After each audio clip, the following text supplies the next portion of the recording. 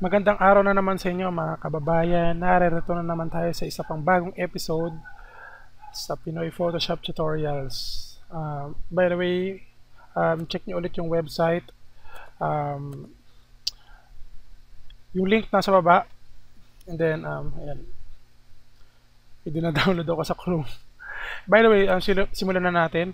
Ganito ang gagawin natin. By the way, this picture is composed of two different images. Itong ninja and then yung sasakyan. What we call Shinobi.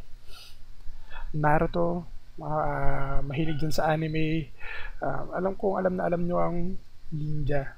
Anyway, we'll use this image and then create advanced shadowing techniques. Katulad ito, paano natin nagawa itong shadow na narito. And then, paano natin napatong itong ninja sa sasakyan seamlessly. Simple lang po yung ginawa ko dito. This is not a full photo manipulation, but I think pwede na siya. Medyo may differences lang sa pixel, pero makikita nyo kung ano ibig ko sabihin. So, by the way, yung mga images na gagamitin natin dito, nandun lang sa baba ang download links nila. So, click nyo lang and download nyo lang yung images para magamit nyo rin sa inyong Photoshop. So, unang-una, syempre, kailangan nyo buksan ang Photoshop nyo. And then, load this image. Nasa baba ang download link. So, bubuksan ko lang to. Drag and drop ko lang sa Photoshop. Yan. So, ang unang gagawin natin, syempre, walang katapusan, ang extraction. By the way, yung extraction, doon ang link, bibigay ko rin yung link, makikita nyo na lang dyan. Pwede nyo siya click as YouTube annotation, and then click nyo na lang din sa description or doon sa website makikita nyo ang download links. So we'll just start extracting this ninja and then later we'll get right away.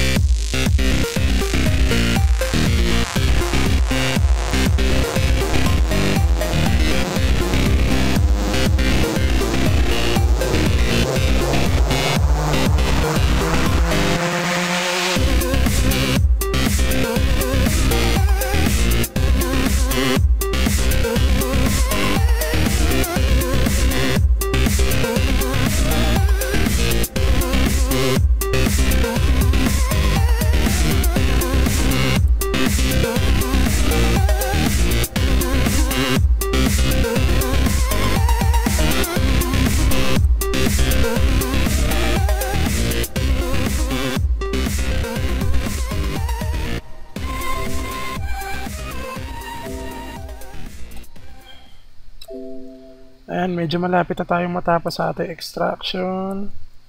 Konting-konti na lang.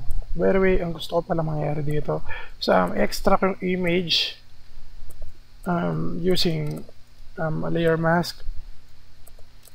And then, i-duplicate ko yung image so meron pa tayong magkapatong na image.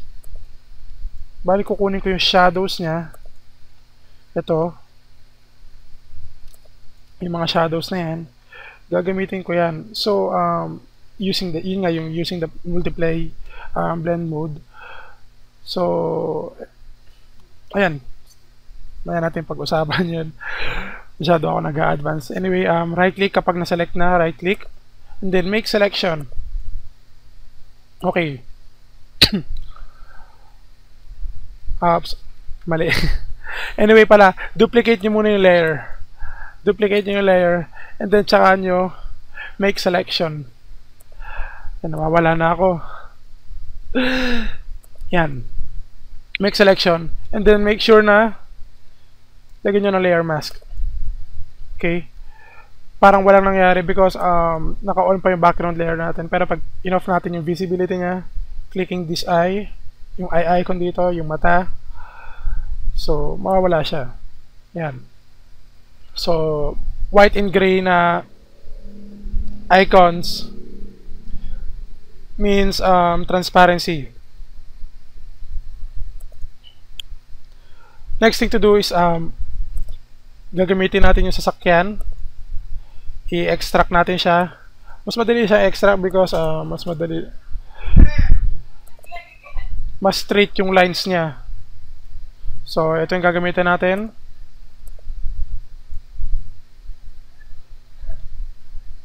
Kung napansin nyo, medyo maliit yung resolution niya. So, mamaya magko-compensate tayo para dyan. Okay, next thing na gagawin natin is just kukunin lang natin yung part ng roof ng sasakyan.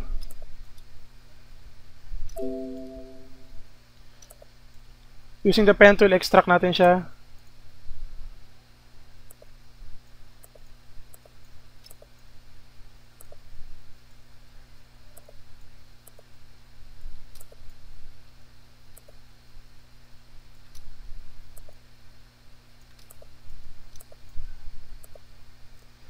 Mas madali siya extra kung makikita nyo.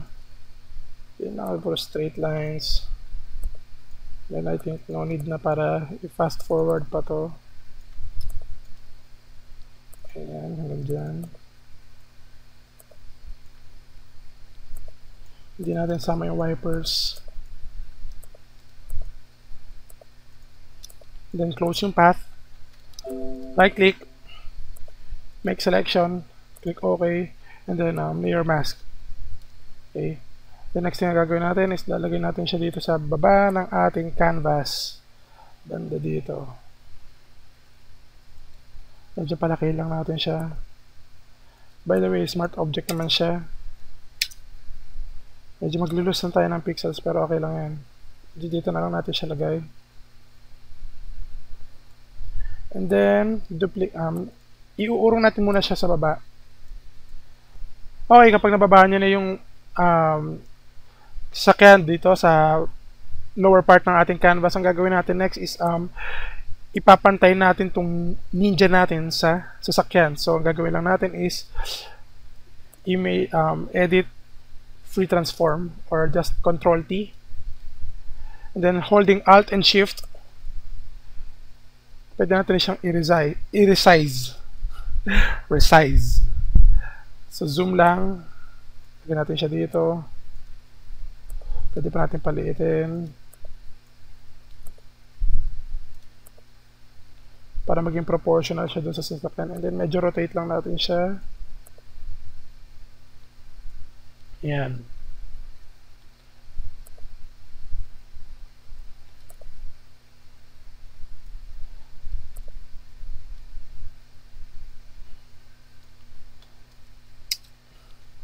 Press enter lang kapag tapos na.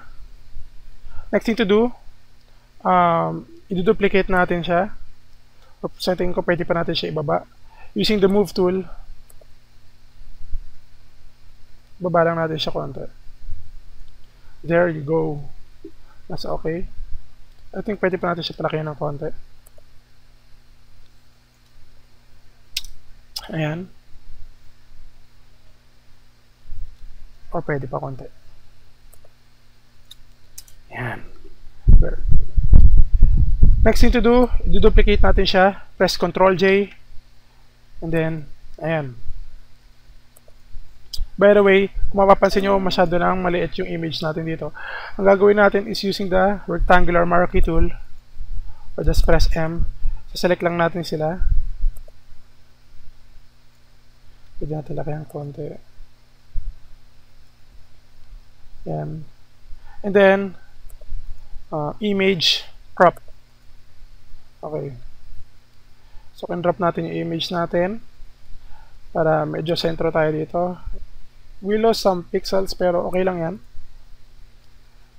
Ang gagawin natin next is, kung makikita nyo, if you alt-click, pag in-alt-click mo tong layer mask, makikita mo yung outline ng ninja natin. Ang gagawin natin is, using the brush tool, and then, pag pinindot mo yung X or kinlik mo tong arrow na ito, magpapalit yung kulay nila. So, that means we are using the white color for our brush. Select a soft brush, and then, click nyo lang tong layer mask. Then, start painting on the area kung saan may shadow. I mean, make sure na naka-white to. So, press X. Yan.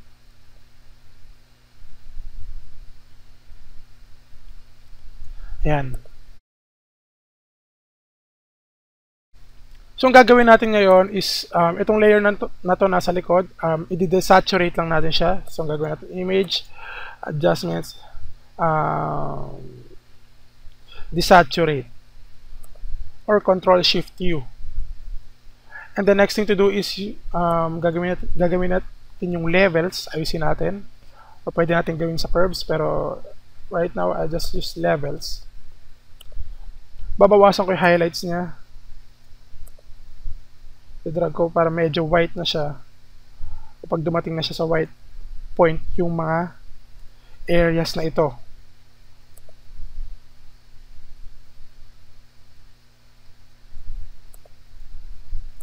Pwede mong adjust para maayos mo yung shadow mo.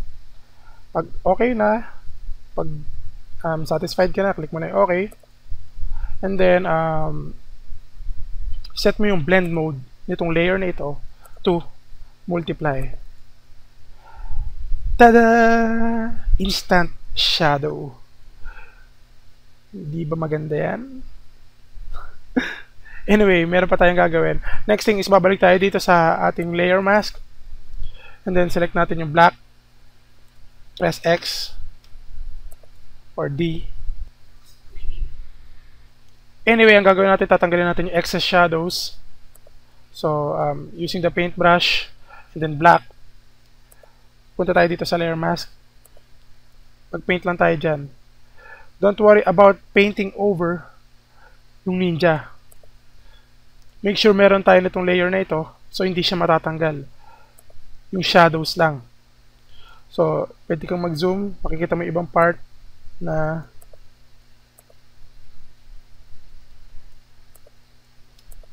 ayan. So, pwede mo tanggalin to. Katulad itong part na ito, pwede nyo pong tanggalin yan.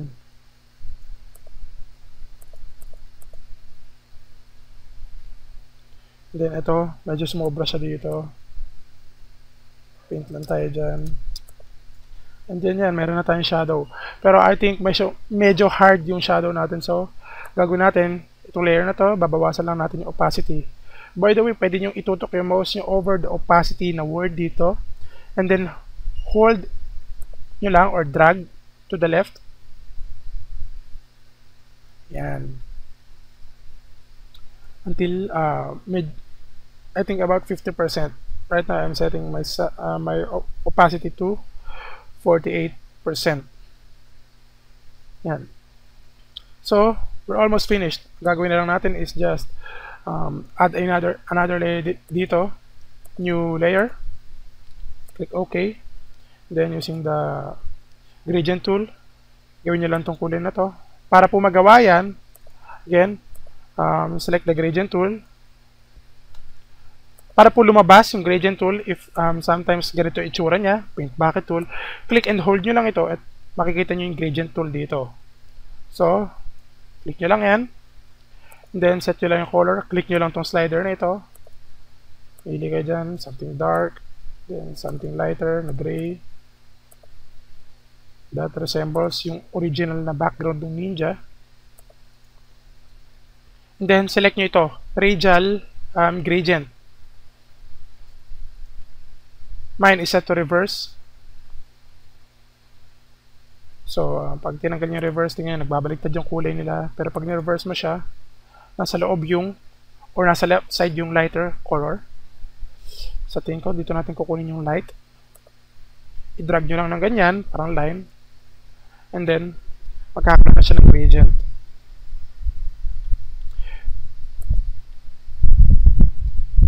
Pwede nating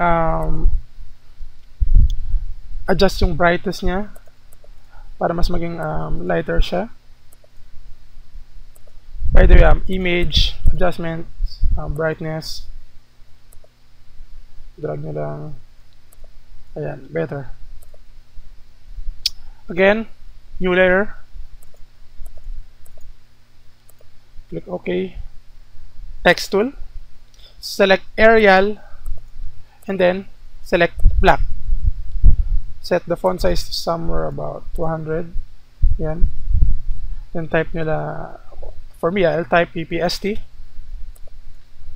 By the way, bakit magkakadikit yung letters ko? Because I adjusted yung character spacing using this. Ito po, click nyo yan, or dito pag makikita nyo siya dito, click nyo yan. If it doesn't appear anywhere, punta kayo dito sa window and then character. Ito nga ba? Ito yun, character. So click nyo yan, character. Then lalabas siya. Right now, spacing ko is set to -200, pero pwede nyo siyang palakihin, 380, 140, pero para sa akin mas maganda yung negative, about yan, -200. Type ko na lang, -200, there. Yan, pwede kong palakihin na lang yung font. By the way, the same thing na ginawa natin sa opacity, drag natin yung opacity, ganyan, parang ganyan. Ganoon din sa font, pwede natin palakihin na ganyan. Yan. Then, move tool. Ilagay ko lang siya banda dito. Yan, lalagay lang natin siya ng konting text effect. Simple lang. Right click, blending options. And then, lagyan natin siya ng drop shadow. Distance set to 0. Size, about 140, 130. And then, sa blending options, dito sa pinakataas, yung custom, click nyo yan. And then dito sa advanced blending, babawasan ko lang yung fill opacity. O gagawin kong totally transparent. Ganyan. And then I'll put a gradient overlay. I'll set the angle to 90 degrees. Then bawasan ko lang yung opacity niya. Pwede natin siyang gawing multiply. Bawasan ko yung opacity. Then, sa tingin ko, we're good.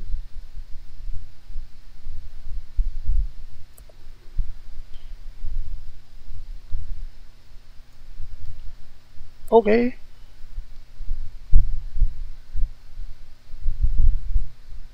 So, right.